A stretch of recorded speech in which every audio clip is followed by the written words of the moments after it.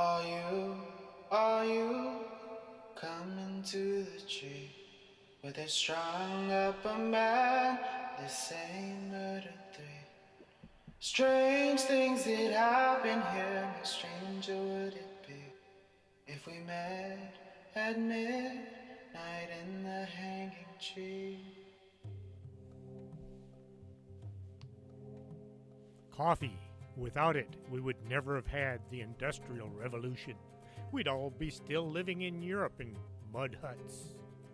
Here in Laredo, we have the Organic Man Coffee Trike. 4501 McPherson, the best coffee on the planet.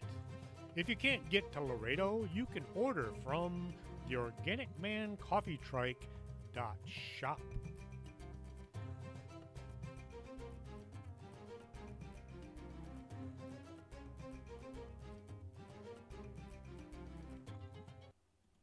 Welcome back to the ongoing misadventures of Pam Bogus. Stomping back to her desk, Pam was livid. Rotten, no good. How could I give her such a deal? I should tell Cassandra to do an opposite of a healing, whatever that would be. Pam sat there fuming about being suckered for a poor young little girl in need. As Pam sat there mumbling about perceived slights, several people came in at once. Need to see Cassandra. Is she available? This from an old man leaning on a walker. Is Mr. Armstrong in? I'm here to show him the latest in self-defense and concealed weaponry. The guy was obviously packing heat. Each side of his jacket bulged out with non-concealed pistols. Pam looked at the status board. Cassandra was in and available. Go right on back. She's there now. Then Pam turned to the firearms dealer. Mr. Armstrong is out in the field. Would you like for me to call him? He really wants to see this latest little beauty. It's a 50 caliber automag with armor-piercing tracers. The man pulled the right side of his jacket open and revealed a handgun that hung down from his armpit to his hip. Pam dialed Mr. Armstrong's number. It was only 4:45 when Pam slipped out the door and headed for home. As since she would be picking up George at nearly 11:30, she felt it was more than fair for her to escape at an early hour, or at least a quarter of thereabouts. Eddie had worked his magic on her cell phone, and it was now back to keeping time and sending texts as it should. No more phone calls to Austria or Russia. Driving back home, she spotted the Jaguar parked in the block from her house. Rotten kid. As she guessed the sister had come up with the idea of the youngest taking full advantage of her kind heart and gentle soul. A quick dinner, then off to bed. She planned to wake at 11 and dress for a quick night in the park. Have you ever tried to force yourself to sleep? It's kind of like fixing diarrhea with thoughts. You think you're winning, but then something comes up to prove you're not. Pam laid there in the dark, staring at the inside of her eyelids. She tried one side and then the other. Her pillow was too flat, and then it was too hot. It was too cold, and then too warm. Every 10 minutes she checked the clock, only 8:45, just a need to get a few hours of sleep. Just as the Sandman was sprinkling a few grains of dust in her eyes, the alarm went off.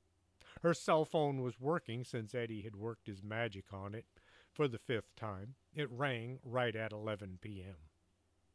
Flipping back the covers, Pam walked like a zombie, en route to chew down on some brains in the bathroom. She brushed her teeth, but forgot the toothpaste. Running a brush through her hair, it became entangled in the bird's nest and refused to come loose. Oh crap, I don't need this, not now. On second thought, not ever. Pam got her moon boots on, slipped them on, then noticed she'd forgotten something. Somehow, Pam managed to get both feet down one pants leg. It was so easy to do, but near impossible to undo.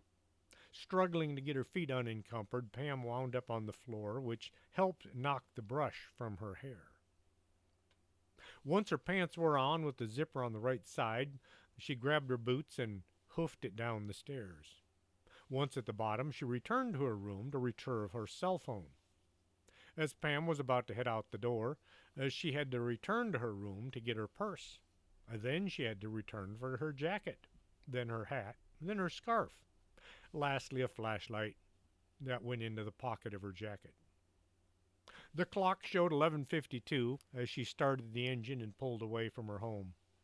Okay, everything that can go wrong has, so I'm clear from here on out. Not. Oh, shut up. Nobody asked you.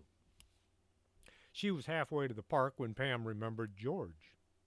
Hitting the brakes, Pam pulled to the side and executed a 5-point turn.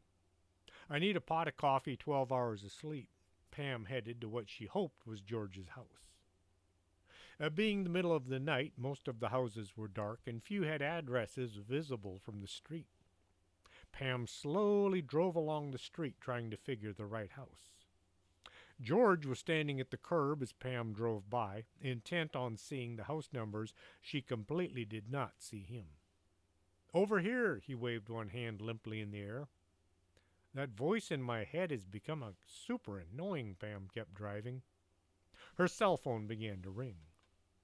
Hello, bag company. Yes? If you would be so kind as to turn around, I'm standing in the street behind you. George waved to her in the rearview mirror. As he got in, George looked as awake as Pam, which was not.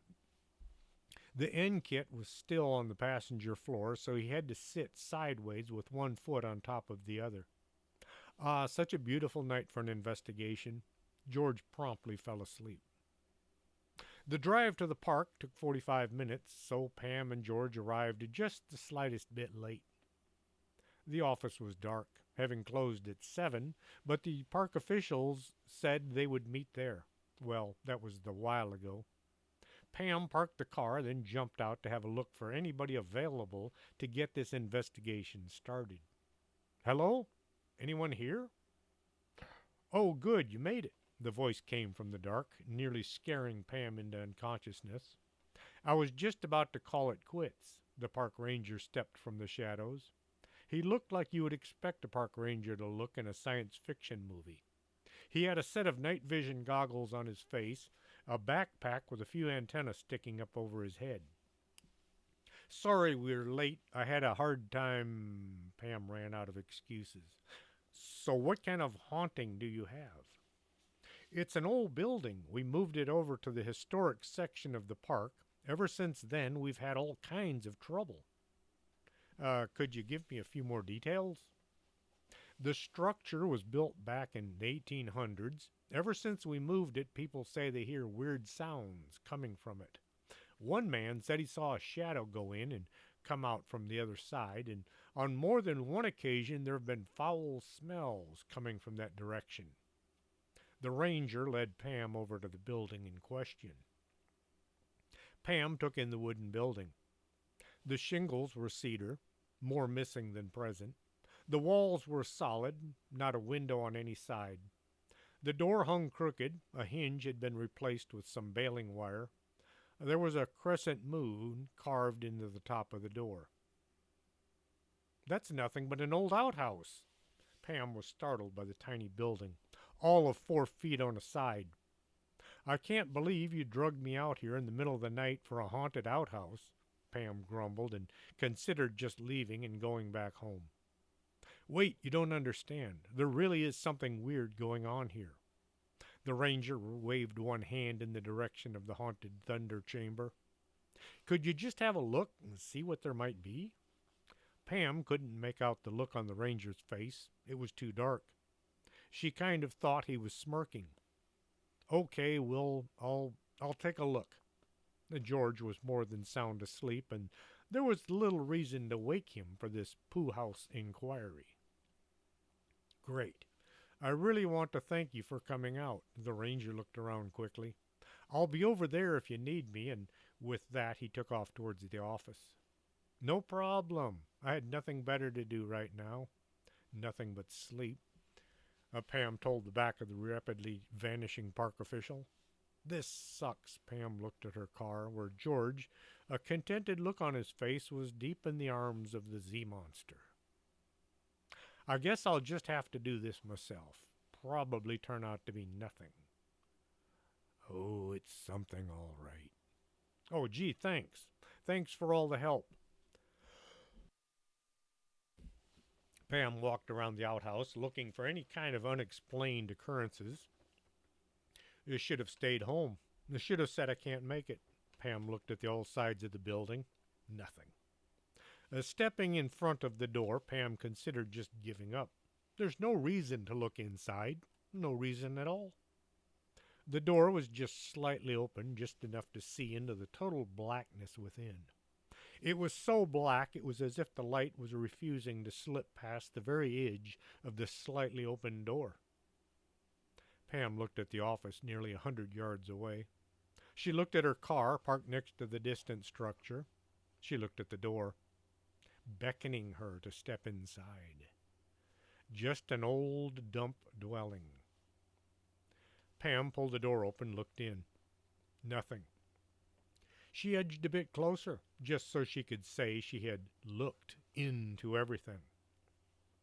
The air coming from within was surprisingly cold, as if an air conditioner were going full blast in this tiny structure. Oh, this is stupid. Pam stuck her head in, way inside, to see what was causing the icy air. It felt as if a vacuum were turned on, sucking her through the wooden portal. She grabbed the side, trying to stay on the outside. Her fingers closed on rough wood, fingernails digging in, but the pull was too great. With a sound like a giant slurping down of something slimy, Pam was yanked through the door and into the haunted outhouse. The door slammed shut. George woke with a start. Huh? What was that? He looked around, not seeing anything out of the ordinary. He just went back to sleep. Ranger Randy had been watching the young girl from the bogus anomalous group as she went about looking over the antique edifice. His night vision goggles gave him a clear green view of her movement. As she was looking at the doorway, the goggles suddenly went out. What the heck? He smacked the goggles with his hand, which caused them to come back on. Ah, that's better. He looked back at the investigator, but she was gone. That's odd. Ranger Randy looked around, wondering where the investigator could have gotten. Must have slipped in to have a look. He went back to doing what he was doing, watching the trash cans to see who was messing with the refuse late at night. It was cold and dark. Pam was standing in the middle of the room, or rather alcove, waiting for the monster to devour her. She couldn't decide if she was shaking because of fear or the cold, but she was shaking from head to foot. Both feet, actually. She tried opening her eyes so she could see what was about to consume her as a tasty morsel. Was she a tasty morsel? Did she qualify as a morsel? These were what might just be her final thoughts. Pam considered trying some better final thoughts. That's when she realized she couldn't tell if her eyes were open or not. It was that dark. Hello? A mere whisper. Hello? That was better. She could actually hear herself that time. It sounded hollow, like an echo. Is anyone there? The sound came to her. Something breathing. Something very close. The fear was so great she considered using the building as it was intended. Holding her breath, she noticed the sound was gone. Taking a quick, ragged breath, she heard the sound of her own breathing. Whew, just me scaring myself. After all, there was hardly room in here for her, let alone any giant man, or rather girl-eating monster. My light! Pam remembered she had a flashlight in her pocket. Feeling around, trying to be quick and not act like a frightened little girl, Pam ran her fingers over every pocket she had. There were 6 pockets, but it took her several minutes to fumble around to finally realize there were 7 pockets. As she pulled the light from her inside jacket pocket and thumbed the switch. The room was huge. Pam looked in every direction, only to be unable to spot any walls. What? Where? How did I? Oh, no. There should have been a wooden bench with a round hole in the middle, right in front of her, at about knee height.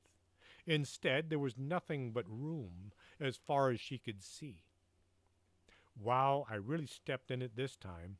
She marveled at the never ending vista stretching out in front of her. It freaked her out, way out. I need to get out of this place. Pam turned back to the way she had come in. Oh no, there was no door. It was just more of the same, nothing as far as she could see. Turning in a circle, Pam searched in vain for any indication of the way out. Nothing. Turning around some more, she tried looking a bit harder. There must be a way out of this place. Still, just more nothing. Hello? Anyone? Help? She did her best to not scream in her fear and panic. There was a swishing sound, something brushing across the floor, somewhere to her right. Hello? Not even a whisper, just a squeak. There was a sound of wings flapping overhead, way overhead. Pam looked up, shining her light up to where the roof should have been, had this still been just an old outhouse. Only blackness met her eyes. This is just crazy. Pam marveled at the stunning lack of overhead anything. There was the sound of someone walking as if pulling their boots from sucking mud. More of a slurp followed by a squelch. This was to her left. Pam looked down at her feet, thinking the floor should either be dirt or wood. She was standing on flagstones. An intricate pattern stretched out in every direction. The mud walker continued moving around her, but never growing any closer. Just keep your distance, or I'll have to do something like. Pam felt a total lack of courage. The sound of flapping wings went right over her head. She felt the air being wafted around by the passage of enormous unseen something. Pam found she could stand here not a second more. She bolted for the place where she wasn't. She ran as if pursued by unseen things, which is what she was. As she ran, the sound around her began to follow. The sounds of things running in the dark only made her run as hard as she could. Something growled in front of her. She turned to the left. There was a rattling sound as some unseen thing dragged 50 feet of chain by in front of her. Oh man, this is ridiculous. Now she turned around and hoofed it back the way she had come. Pam ran till her legs refused to carry her any farther. Collapsing to the cold, hard stone floor, Pam gasped for breath. Her lungs were on fire. Her legs felt as if the muscles were tied in knots. A huge something swooped past her head. Something that might have been a claw, just visible as it tried to clamp down on her shoulder. Pam jumped up and took off running once more. Even though it was freezing cold, Pam was drenched in sweat. When she could run no more and was forced to walk, she could feel ice forming inside her wet clothes. When she ran, she could hardly catch her breath. I should have spent more time in aerobics and less time at TV. When she'd taken her last step, Pam collapsed to the floor once more. This time she was spent, unable to do anything more than lie here and be consumed by the flying terror. The cold stones felt like ice against her sweat-covered body. Feeling this was a very bad position to be in when the creature came for her, she pulled herself up to be able to face her pursuers. But then what? What do I do? How will I ever find my way out of here? Pam asked nobody around her. Don't know. Try asking George. Oh, right. He's asleep in my car. Pam crossed her arms and tried to turn her back on the voice in her head. An idea came to her. A 25-watt bulb light lit up over her head. It did nothing to light the area around her. Pulling her cell phone out, Pam tried calling George on his phone. It rang, and then it rang a bit more. His voicemail came on. Hello, this is George Zimbalinski. I'm not here now. Leave me a beep. Pam hit the end button and then redialed George's number. It rang and it rang, and then she heard, "What? Yes? Who is this?" "George, come to the old outhouse. I seem to be stuck inside." Pam felt as lame as her last statement. "Outhouse? How did you? Oh, I see, the wood. Yeah, sometimes it does that. You need to wiggle your. Move it around a bit, and you should be. No, I'm inside, but there's no door. I need you to come over and try opening the door for me." Oh, that sounded so intelligent. Pam stood there listening to the sound of big, scary things moving around her. It sounded as if they were getting closer. Was that the sound of something licking its lips? The smell of rotting meat came to her. Her hot breath blew across her face. "Oh, there you are!" George's voice was right behind her. Pam turned, and there he was, standing in the doorway of the outhouse. The walls were right there. Thanks." Pam ran out as fast as her feet would take her. Gasping for breath, Pam had to sit down. Her legs were shaking as hard as a paint mixer. "Are you all right, young lady? You look as if you've seen a... This is the haunted structure they wanted investigated?" George looked around the tiny interior. As he was about to take a step forward, Pam grabbed his leg. No, no, no, don't do that. It's weird in there." Pam slumped back down to the ground. "The building needs to be back where it was." "So what great discovery did you find within such a tiny structure?" Pam was in the process of getting to her feet as Ranger Randy came walking up. "What have you found? You were in there for 4 hours." Really? Wow." Pam brushed her clothes down, then turned to the park official. "You need to put this outhouse back where it was. Probably a good idea to nail the door shut. It's kind of hard to explain." "You sure? It took a lot of work to get the building moved to this area. All the historic buildings are being relocated to this site." He really didn't want to have to move the thing. For such a small place, it weighed a ton. "It is our professional recommendation that this structure be returned to its original location. Don't forget to secure the door." Pam checked her clothes and then said, "We'll send you our bill." Walking back to her car, Pam found her feet were dragging. She was used up.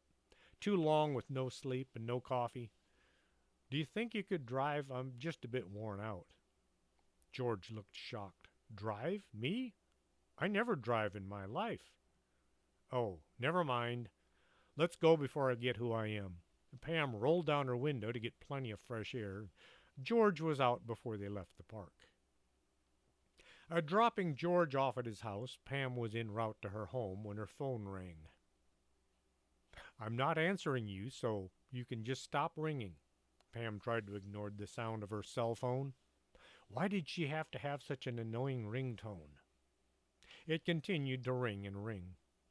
The voicemail did its best to not pick up. After what seemed like several minutes, Pam could take no more. "Yes? I need a list of all your classmates, especially any that hung out with your boyfriend Bob." Mr. Armstrong sounded as if he'd enjoyed several full nights of sleep. Can it wait till tomorrow? I've been up.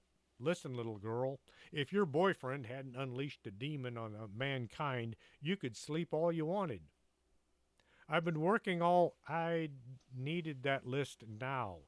Drag your butt down the office and get me that list right now. Click." Pam considered ignoring Mr. Armstrong. She could just drive home, turn her cell off, get some much-needed sleep. A strong, self-willed, confident young lady would do just that. Pam was none of those things. She was considered easily manipulated by just about everyone she knew, and a few she didn't know. She was known at school as the go-to girl to get your homework done, or to get more lunch money if you so desired. Wheeling around in the street, Pam headed to the office. The door stood open as if inviting her to enter. Pam wondered why nobody ever robbed the place. Could it be because there was little of real value in there? There must be thousands of dollars worth in books, but Who ever heard of book robbery? With visions of the great library robbery filling her head, Pam trundled up the steps and entered her place of employment.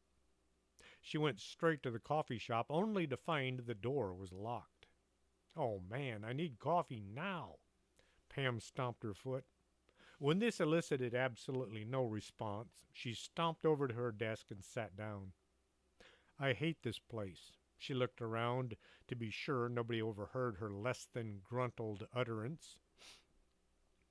Pulling a notebook from the drawer, Pam got busy listing all of her classmates in alphabetical order. She put stars by any she liked, then little X's by any she considered to be weird to be allowed to go on living. Then she wrote down the names of all of her teachers, just in case that came up. As she was in the process of listing the cleaning staff, she made sure she got to know all the people in her life. The phone on the desk rang. Bag, how can we... You got that list? Bring it to my office. Click. Mr. Armstrong was already here. Creep, Pam said to the receiver. She quickly held the headset up to her ear and listened to be sure the line was dead. Checking the status board, Pam looked for Mr. Armstrong. It showed his office as being 3D, which was crossed out, then 3B, which was crossed out, followed by a 4. 4? This was a 3-story building unless he was in the attic. Pam stood and went to the staircase. I could really use some coffee right about now. She looked up at the stairs leading to the second floor. 28 steps in all. Her legs hurt from running around the old outhouse. Her feet hurt as well. Thank goodness I'm in heels. Thank goodness I'm not in heels. Pam looked down at her moon boots. As she was about to begin her ascent, Prince Guapo de Cuerpo came strolling over and stood next to her. This was one big cat. He was a snowshoe named for his white feet. He gave her the look only a cat can accomplish, and then walked over to the little door to his personal elevator. The door closed behind him, and then the little arrow above the door began to move along an arc, showing which floor he was going to. It stopped on the 3rd floor. Rotten hairball, Pam began her long journey to the top floor. As she went up, her mood went down. I hate this place, she trudged on. Now her legs hurt. Rotten cat, why do I have to wear high heels all day? At least her feet no longer hurt. They were numb. Coming to the last step, Pam sat down to catch her breath. Now her back was hurting as well. When she nearly toppled over from being unconscious, Pam was jolted awake just in time. Oh, that would hurt a lot. She got her sore, aching feet back under her. They were slowly waking up from their short nap and continuing her journey to the top of the building. The next set of stairs, only 14 steps, not as bad, but still way too much effort for her overworked body. As the 3rd floor came into view, Pam looked for the stairs going to the attic. She scanned all the doors till she noticed one without a number. Opening it, Pam saw more stairs going up. Old, rickety stairs. Not designed for their looks, they were very much utilitarian. Bare wood treads with no risers, just an open space. They were a lot steeper than Pam thought legal. Gritting her teeth, Pam worked her way to the top, where the door had a number 4 written on it in magic marker. It was crooked and not very artistic. She was about to knock, but just opened the door and stepped in. The room was not quite as she expected. Pam thought it would be just bare wood rafters, spider webs, dust, and old unwanted furniture and junk. There was no junk. Mr. Armstrong sat behind an old door set across 2 travel trunks set on their sides. The room was thick with dust, and the cobwebs hung from every object, except Mr. Armstrong. Sit, he pointed to a chair that had been way too many bottoms in the last 100 years. The material was torn and a spring stuck up through the cushion. Pam had to perch on the edge. You look like hammered dog poo. Pam considered telling him where to go and what to do with himself. Instead, she just squirmed a bit and then pretended as if she didn't take the insult to heart. List, he held out one hand. Here, you look like you could use this. He pushed the thermos across to her. Pam handed him the list and all of her classmates and then unscrewed the cap and filled it with liquid black gold. She was already draining the cup as he said, "That's pure espresso. You might want to." Pam filled the cup again and drained it. He looked over the list and then looked at the back side of each page. 172 students and teachers. How many of them did you date? I didn't date any. 3, just 3. I underlined their names. She wanted to tell Mr. Armstrong the dates were more like movies with friends and pizza get-togethers. She really wanted to tell him to mind his own business. She felt like she was 12 years old again. Who on this list hung out with Bob? He checked the list again. Milton is the only close friend of Bob's we haven't had any activity from yet. Pam felt the caffeine as it filled her brain with life-giving activity. Milton was on the football team, but he got thrown out. Kept tackling the wrong players. What was he, some kind of a commie? No, just stupid. He's dumber than he is strong. That's a bad combination. He's liable to act without thinking. Thinking is a totally new concept to Milton. Pam felt her body coming to full attention. All systems are go. There's one other guy that hung out with Bob, but not really a friend. Waldo. He was near genius, but like an evil genius. He cheated on all the tests even though he already knew all the answers. Sounds like this Waldo boy is more dangerous than Milton. Mr. Armstrong jotted down some notes along the edge of the page. He then checked his watch. It's almost 7. I have to see a guy about building a demon trap, one that is saliva-proof. He stood and came around the desk. As soon as you finish the paychecks, you should see about getting some sleep. Paychecks? I have to make out the paychecks? Yeah, didn't your uncle tell you that's part of the job? He headed out the door and down the steps. Pam was surprised. No one told me anything around here. She got up and went back down the desk. With any luck, Eddie would be in to fire up the coffee before the espresso wore off. Chapter 6, Payday. Pam was being cuddled by a basket full of kittens. They were all purring and making kitten sounds. Their fur was soft and warm. She very much wanted to sleep, but playing with them was just too much fun. She looked at each one. Some were rag dolls and others American Shorthairs. As she was admiring them, one held up a cup filled with hot coffee. It smelled great. Pam opened her eyes and saw a fresh cup of coffee made to her liking. You were out like a light. Eddie stood in front of her desk, a smile on his face. He was standing on the wall. Pam sat up. A piece of paper was stuck to the side of her face. Oh, I guess I drifted off. She looked around to see who all might have seen her napping. The reception room was full of people waiting to see various staff members. Long night? Eddie asked. Yes. What's this about me making out checks? Yes, your uncle probably forgot to tell you. In the bottom drawer, you'll find a checkbook. There should be a bunch of checks already signed. Look up each staff member's timesheet, then fill out the appropriate amount. How do I know the appropriate amount? Pam felt very confused. There's a pay scale on the back of the periodic chart hanging on the wall over there. Eddie pointed to the chart. Since Pam looked as if she were still mostly asleep. I was wondering why that thing was there. Pam wondered how many other weird things around here was a secret purpose. Eddie turned back to his domain. If you need anything, just yell. Pam got all the guests sent off to their wished-for healers or readings or thingies, and they were there for. As the last old lady went doddering up the steps, Pam got busy with the checkbook. This is a weird way to run a business. She got the periodic chart down and flipped it to show the pay scale. There were hundreds of tiny squares, all in the intersection of various numbers and explanations of used talents. Reading time 15 minutes equals $25. Healings times 20 minutes equals $40. Okay, so I know how much things cost. Now for the hours. This shouldn't take but an hour or so. Next, Pam pulled a spiral notebook out showing how much time each member had worked.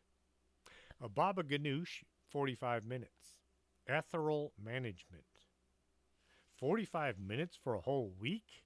That was ridiculous. Pam looked on the chart and found ethereal management times 30 minutes equaled $10. That's $15 for the whole week. No wonder the guy wore a diaper. Eddie was harder to figure out. Pam would have thought his specialty was barista, but he did a lot of odd jobs, fixing cell phones, taking care of the library. He even helped get the crazier customers out the door when they got out of hand. His timesheet was meticulously filled out, showing some toil as being 17 and a half minutes. Pam looked for the calculator and then was driven to use a piece of paper and a pencil.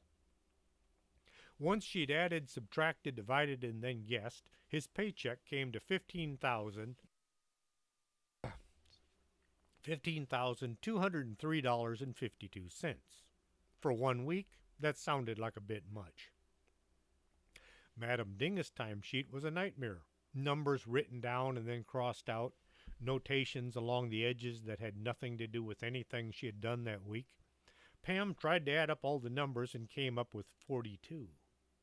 What does 42 have to do with anything? She wrote down an amount and added about right, looked about right for what the card reader had accomplished. George came riding in on a moose. He was wearing a sombrero and a Speedo. Pam looked at him as he reared his mount and then jumped down to the floor. Do you have my paycheck ready? Pam answered, Yes, if you'd like, I can cash it for you. How would you like your money? Silver certificates. What are those? George said, Real American money issued by John Kennedy before he lost his mind in Dallas. Pam opened the desk drawer and found a stash of gold coins. A hand popped up from the pile, trying to grab her arm. Pam shot up from her slumbers. Once more, a paper stuck to the side of her face. Peeling the slightly damp document from her cheek, she saw it was a check made out to Prince Wapo for $10,856. Oh man, I need some more Java. She stashed the overly abundant draft and headed into the coffee shop. Eddie looked at her bloodshot eyes and zombied-like stride. You look like you could use caffeine blood transfusion. Good idea, hook me up. She plopped her right arm down on the counter and pulled her sleeve back. Eddie looked at her arm and used one finger to tap on a vein. I'd need a 20 gauge. You want 500 mLs or 1,000? Pam reconsidered. How about I just pour it down my throat instead? Give me an Americano with 4 shots of espresso. Pam pulled Eddie's check from her pocket and looked. Just out of curiosity, how much do you make a week? Just asking. About 850 after taxes. Oh, okay. Who did the checkbook before I got stuck with him? Your uncle, and he was usually late, and his math was horrible. I'll try to do better. Pam grabbed her brew and headed back to her desk. Taxes? What's this about taxes? As the sun was sneaking down behind the horizon, actually the horizon was moving up to engulf the image of the sun as we would see it. Oh, that's too much. As the sky grew dark and the last customers exited the building, Pam put the last check in its respective owner's mail slot. A quick check of the status board showed all the staff had gone home or wherever they went when not in the office. All right, now for a few days off. Pam put all her check-making out stuff away in the drawer and then got her purse ready to escape to somewhere not here. She couldn't help but feel as if she was forgetting something. Must be too tired. Tomorrow I'll go shopping and spend some of my... That was it. She forgot to make out her paycheck. She had no idea how much she should pay herself. She kind of thought she should be paid for her time, right? It was a job, and you got paid for doing a job, right? Eddie came out of the coffee shop library and locked the door. See you tomorrow, he stated as he walked for the door. Tomorrow? It's Saturday. Don't we get the weekends off? Usually, yes, but we're coming up on the Access Monday. The what? Pam had heard about the Axis Mundi from Giorgio Tsoukalos, the guy with the hair on that show about aliens. Like the Axis Mundi, the center of the Earth, the Access Monday is the center of our time. Eddie unlocked the library and disappeared through the door.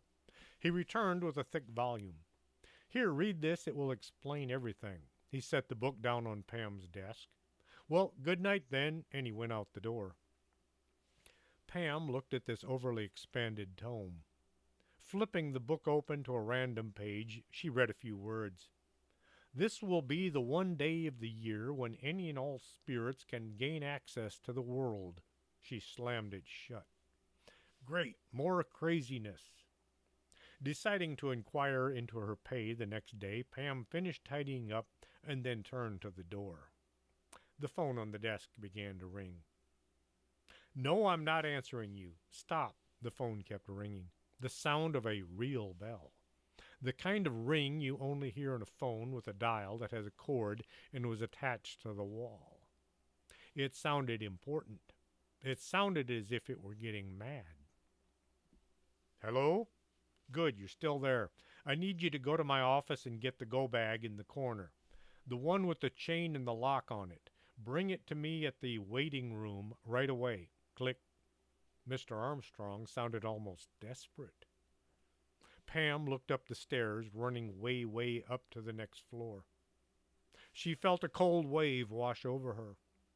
A black shadow whisked by her, gliding up the stairs with all the care and thought of a dead person. Pam placed one boot-clad foot on the first step. Her leg muscles shook with the effort. The next leg somehow managed to get her foot up to the following step. I hate this. I quit. I'm not working here anymore. She took the next step. Pam thought about how great it will be when she gets back home and dives into bed. She wouldn't even bother to remove her boots. She would burrow in under the blankets and sleep all weekend. Nothing on earth would draw her from her slumber. The top step was under her now. Oh man, how did I get myself into these things? She turned and staggered up to the next floor. Visions of zombie movies came to her. She staggered along as if pursuing someone with brains. Brains, yum. Was that out loud? On the third floor landing, Pam sat down and rubbed her aching thigh muscles. Her feet hurt as well, but rubbing them through her boots was just not happening, and it was too much trouble to pull them off. Why? Why me? Why can't somebody else do all this stuff? Standing, she zombied on, hoping the steps to the attic wouldn't be her downfall. Pam had to use her hand to grasp the treads and pull herself up the overly unfriendly stair that now looked more ladderish. He probably locked the stupid door, Pam groused as she reached for the knob. It refused to turn. Great, now I can just go back home. The door swung open when she released the knob. From the corner of her eye, Pam saw the shadow go flighting by. Thanks for nothing. Pulling her weary body into the attic office, Pam looked for a briefcase. There were several, but only one was chained shut. It was about the size of a small suitcase rather than a big briefcase. Pam pushed it with one foot. It didn't move. I'll bet this thing weighs as much as that stupid end kit. No, it weighs more. Pam was as tired as she had ever remembered being. It made her nerves itch, made her head spin. It made her mad. Grabbing the handle, she tried to lift the case from its resting place in the corner. It barely moved. Instead of carrying it to the stairs, Pam dragged the case along the bare wood floor. There were some nasty-looking gouges left. What is in this thing? Rocks? As she got to the top of the stairs, it became obvious she was not going to carry this thing down. How am I supposed to get this case downstairs? Corner chute. Huh? Chute? Where? Pam turned in a circle, looking in all the corners. With all the dormers, there were several extra corners. Way back in the dark, she spotted a wooden door about 3 feet by 3 feet. Walking over, Pam opened the door and saw a ramp going down into the darkness. Some kind of a laundry chute. Pam thought maybe, just maybe, it had been installed for her great grand something or other. If Pam had not been so tired, perhaps she would have reconsidered her next choice. Great, I'll just push the case in here and pick it up downstairs. Pam felt as if her life was at long last taking a turn for the better. Dragging the case over to the corner chute, Pam lined it up with the opening and then pushed. The case slid through the door without as much as the tiniest hesitation. As it was suddenly weightless, it slid into the dark void and slipped away from sight. Then her arm was yanked into the darkness. Looking at her arm, Pam just enough time to realize her sleeve was snagged on the case. No, no, no! She felt her body following her arm, as bodies tend to do. Pam was unceremoniously yanked through the laundry chute door to slide along through the dark head first, gaining speed as she went. Would there have been a ceremony? Is there such a thing as yanked into the darkness ceremony? The floor of the chute was surprisingly smooth, which was a good thing since she was hurtling along at a very fast speed in total darkness. More darkness than she would ever have wanted. Down and down she went, around and around she spun. Her head, that was already spinning, just spun some more. Pam wondered how fast would she be going when she reached the first floor. Uh-oh. Pam realized that the laundry just might be in the basement. Cue the scary music. And now for a brief word from our sponsors. I'm not going to even say that word because it's got about 26 letters in it. Never mind about the sponsors. Back to the story. Pam's slide of death was far shorter than she would have thought. It lasted about 5 seconds, but to her it went on for nearly an hour. Her brief life flashed before her eyes. I never did that. Pam was incensed. Someone else's life was invading on her memories. Oh, come on, it wasn't anything like that. Pam saw herself in kindergarten, acting like a complete twit. That wasn't how I was at all. She saw her folks heading out the door, going to see a movie, having left Pam in the not-so-able care of her aunt, Ramona. Ramona made sauerkraut for dinner. This was just a few weeks before it was discovered Aunt Ramona was totally off her rocker. Pam never did find out what all was in that sauerkraut. It tasted really weird. She saw her trip to the case hit the door at the bottom of the chute. It continued skidding along the floor, dragging her with it. There had been a pile of old laundry left from, say, 80 years ago, still waiting for cleaning. It was quite smelly and very nasty. Pam found herself ensconced in somebody's used underthings. As it finally lost momentum, the case and Pam came to a halt in the middle of a vast, dark expanse. It was deathly quiet. Pam lay still, wondering if she had died, and this was, well, the one place she didn't think she belonged. It was cold and dark. Well, there were no flames, so that was a plus.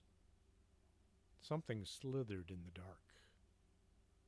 Pam tried to leap to her feet, but the snatched jacket sleeve made her do more of an up-and-down bobbing maneuver. The old icky undergarments still clung to her like coats of foul paint. The slithering sound seemed to be coming closer. Pam hearkened back to her first and last venture into the subterranean tomb. Laura Croft made this seem so easy. Pam struggled to get her sleeve unhooked from the case. Feeling around with her unstuck hand, Pam felt her sleeve to try finding the attachment and unattach it. Her fingers felt along her other arm, then fumbled along to her wrist. Feeling the cuff of her jacket, she found a piece of fancy hardware that had captured the corner of the briefcase. It was sticking through the material of her sleeve. It took only the slightest twist of her hand to dislodge the now unstuck arm. The sound of something dragging itself along the dirt floor was growing ever nearer. It sounded as if somebody were dragging a 500-pound sack of wet clothing across the slime-covered swimming pool. Pam turned and began a hasty retreat that quickly became a slow, laborious skulk along the dark. She held her hands out in front of her and swung them to and fro, trying to not stumble over anything. This would have worked had the trippy things been high enough for her probing hands to encounter. She smacked her shin on something. This caused her to turn and stumble on one foot, which led to her tripping over something else, coming down hard on her sitter-downer.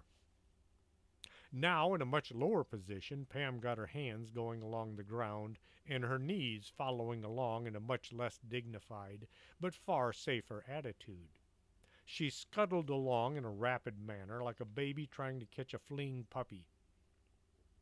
She was making very good progress, escaping from the girl-devouring creature of the gloom, until her head came in contact with something hard. Ow, that hurt! She didn't mean to yell out loud, thus giving the girl-devouring creature of the gloom her exact position to home in on. Pam flipped over on her tuckus, with her back up against whatever it was she had slammed into. This way, the girl-devouring creature of the gloom could eat her face instead of the back of her head. This is not the way it's supposed to be. Pam felt something warm running down her cheek, the one attached to her face. Just sweat.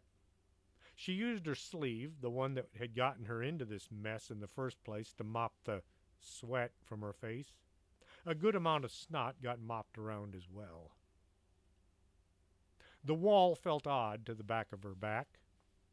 It wasn't flat like a good solid wall should feel. Instead, it had raised frame, with a great big hinge-like object mounted on it. The creature slithered closer. Getting her feet up under her bottom, Pam pushed with her legs and slid up along the wooden door. This has got to be where I came in, Pam hoped. As her back slid up along the door frame, her hand was busy feeling around for the knob. A cold metal latch slipped into her fingers. Turning it, the door swung outwards as she moved to the side so she could dive through. The protective entry, or exit depending, her feet got in each other's way, and she nearly danced and hopped and trying to get through the portal without losing any appendages. It was some kind of a miracle that she was staggering around getting through the barrier. She felt the other side of the door, found there was no latch on the other side. I don't need to come back this way, so who cares?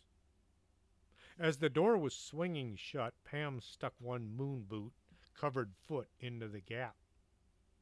This is stupid. I need to close this door to keep the girl-devouring creature of the gloom on the other side, right? It was as dark as that old outhouse, the haunted one, where she'd been trapped for 4 hours. The slithering sound was getting closer by the second. The seconds it took for Pam to remember she had a flashlight in her pocket, the search was on. Not here, not there. She ran her hands over her jacket, her pants, feeling for small cylinder of light. Did I leave it in the office? Her fingers closed on the torch. Pulling the small light from her pocket, Pam thumbed the on switch and nearly fainted. The doorway was right there, one foot stuck through to the other side. But there was no wall. Instead, there was nothing as far as her eyes could see. Even this side of the door was missing. Without pulling her foot from the gap, Pam got her head around the door jamb and looked to see what she could see. Nothing. No foot, no leg, no wall. Her flashlight illuminated the flagstone floor that ran in every direction. She was back in the haunted outhouse. How in the world did I get back here? It was a good 25 miles from the mansion to the state park where the old outhouse sat. She now had a choice to make: close the door and save herself from the girl devouring creature of the gloom, and become lost in this endless nightmare. She would not get devoured, but she might starve to death before anybody ever guessed she was once more in the park. Option number two: go back into the basement and face near certain death by consumption. I hate this. Pam wished she had quit her job days ago. She couldn't help thinking if she had slipped out the door as soon as Eddie said good night, she wouldn't be in this awful situation. The sound of a giant flying thing came swooping down towards her. Pam dove through the door back into the basement and slammed it shut. The girl devouring creature of the gloom, the GDC of the G, were right there waiting. Pam had closed her eyes as she made her egress from the other nightmare and back into this one.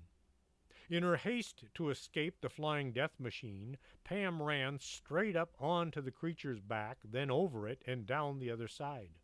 She only became aware of her maneuver of escape when she stepped back into the dirt of the basement floor. She screamed and took off at a full sprint. After several yards, Pam thought it would be a good idea to open her eyes and see where she was going at such a wanton pace. There ahead in the gloom was that stairs going up again. Yes! Pam sprinted at the treads that would take her up and out of this death trap. She took the steps 2 at a time, hammering the wood with her feet as she rose up out of the gloom and into the obscurity of the landing at the very top. As she slammed into the door at the top, she remembered the beam that held the door shut from the other side. It was thick, made of oak, and secured with huge metal brackets. Not having any options, Pam pounded on the door and screamed. "Help me!" She hit the door with both fists. "Somebody open the door!" Listening, she could have sworn she heard crickets chirping on the other side. More tears and more snot. Chapter 7. Mirrorland. It was quiet below. Pam listened with all of her might. She added some coal to her listening engine and tried harder to hear. It was deathly still at the bottom of the stairs. There was a light switch right there at the landing where she sat, feeling sad and rejected by the world. She thought turning it on might give the GDC of the G a much better chance of doing their devouring, and it would let her see them as they did so. Edging forward, Pam slid one leg over the top of the landing and felt for the tread. She listened. Then she slid the other leg over to join the first. Pam could hear her heart pounding. Taking extreme care to not make a sound outside her body, Pam eased on down the stairs, heading back into the lair of the GDC of the G. She could feel her knees knocking together. Pam had seen a movie once. Of course, it was a horror movie, a very scary show, where lots of people died very painful and colorful ways. But there had been a cellar door that led out into the world, beyond the clutches of the monster doing all the colorful killing. Her plan was simple: sneak across the basement, find the cellar door, and escape. Simple, right? As her foot left the last tread and found the dirt floor, Pam stopped and did her best not to breathe so she could hear better. This worked well until she needed to breathe again. With way too much noise, Pam gasped in a huge chunk of air. The neighbors should have heard that one. Now to get from here to the cellar door and freedom. Pam took a step, followed by the next. Once more, she had her hands out in front, waving back and forth, but this time she walked a lot slower. The sound of something caught her attention. It took her a second to decipher the sound. A belch of something big. It must be digesting its last meal, whoever that had been. Once more, Pam had been holding her breath. This time she was careful not to gasp in or inhale too hard. She would have seen stars if it hadn't been so dark. She took a tentative step, followed by the next. Paula Bogus came down from checking on Pam. She thought her daughter might have gone to bed and slept to make up for the late night followed by the long day. She's not in her room, and I can't get her on her cell. She told me the cell phones didn't work at the office. Albert Bogus sat in his chair watching TV. He was 6 years younger than his brother Ray. Ray said they'd be working some odd hours all this week, something to do with the Acorn Mash Day, some kind of special occasion. But do you think it's okay for her to be gone so long? Paula was kind of worried about her eldest and youngest and only kid. What could possibly go wrong? She's at Ray's place doing paperwork and things. Al got back to his show. I'll call Ray later and check on things. Paula went back to the kitchen, saying, I'll put her dinner in the fridge then. Pam thought she must be in the cellar of doom for most of the night. When she checked her wristwatch, it said it was only 8:30. At what point in time would her folks decide to call her uncle? What was she doing? She hadn't been here in the last 2 days, so he wouldn't know. No one would know she was trapped down here in this evil pit. With each step, Pam grew closer to freedom. Then it hit her. What if the cellar door was locked shut? In the movie, the cellar door had been secured with a 2x4, which had been kind of rotten, so the heroine could just slam into it and break the door open. Pam did some shoulder loosening exercises as she walked. Her finger came in contact with a stone wall. Pam thought to herself, okay, which direction should I go? She flipped a mental coin, but dropped it in the dark. Shoot. It was that out loud? She flipped a second quarter and made sure to hang on to it. Heads, which meant she hadn't called it. Oh, never mind, I'll go right. No left. Pam ran one hand along the stone wall as she made her way along, wondering how big could this vault be. It seemed to be far bigger than the building above. This made her think about the difference in size in the old outhouse. Her fingers brushed against a frame. Feeling along what she took for a door, she felt only cold, smooth surface. Her foot bumped something that felt like glass. The creature, wishing to devour her, began to slither its way across the expanse in search of its next meal. It was coming fast for such a big, unseen thing. Pam turned around so she could face her fears and then closed her eyes so she couldn't see the creature coming for her in the dark. She raised the flashlight in one trembling hand but couldn't turn it on. She felt her legs grow weak. Her legs worked on their own. She took a step back and then a second. With a third and then a fourth step, the sound of pursuit grew faint. Then it got quiet. Pam opened her eyes and then turned the light on. She stood facing a huge window looking out into darkness. There was no doorway, or any way, for her to pass from there to here. There was no door, let alone doorknob or other opening device. All Pam saw was dark glass. Feeling it, Pam found it was cold to the touch. Bad move. Oh, now you tell me. You couldn't maybe speak up a few minutes ahead of time? No, you wait till it's too late, then you sound off. Well, at least I'm not out in the dungeon crawling with monsters and things. Pam figured this space was way too narrow for anything hideous to come through. The walls were only 3 feet apart. like a long, long hallway leading away into the distance.